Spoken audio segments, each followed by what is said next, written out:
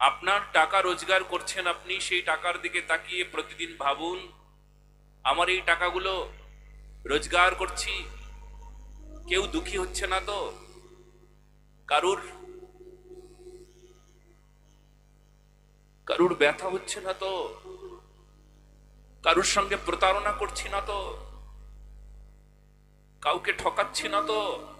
ব্যাস, হয়ে গেল আপনার ভজন। বিশ্বাস করুন, আপনি যদি বিজনেসম্যান হন, আপনার ভজন সাধন হয়ে গেল, সব হয়ে গেল, গ্যারান্টি হয়ে গেল।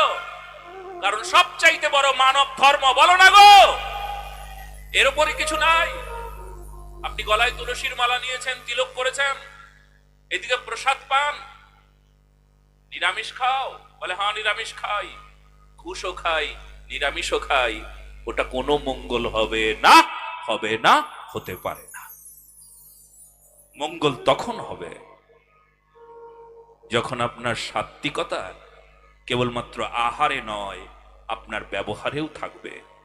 আহারে সাত্বিকতা মানে আপনি নিরামিষ ভোজী, তাই তো? ব্যবহারে সাত্বিকতা মানে আপনার শুদ্ধ সুন্দর ব্যবহার, আপনার সৎ ব্যবহার, আপনার ব্যবহার উত্তম, আপনি কারুর সঙ্গে কখনো প্রতারণা করেন না, আপনি ছল কপটের ধার ধারে না। বাস, আপনি সাত্বিক, আপনি বৈষ্ণব। যেই হন, আপনি শৈব হন, শিবের ভক্ত হন, তবু আপনি বৈষ্ণব। আপনি কালীর উপাসক হন, তবু আপনি বৈষ্ণব। আপনি গুরুচরণে শরণাগত, অতএব আপনি বৈষ্ণব, যদি আপনার সাত্বিকতা চরিত্রে অবস্থান করে। বাস, এরপর আর কোনো কথা নাই। এটাই সবচাইতে বড় কথা। গুণ আছে কিনা, এটাই সবচাইতে বড়।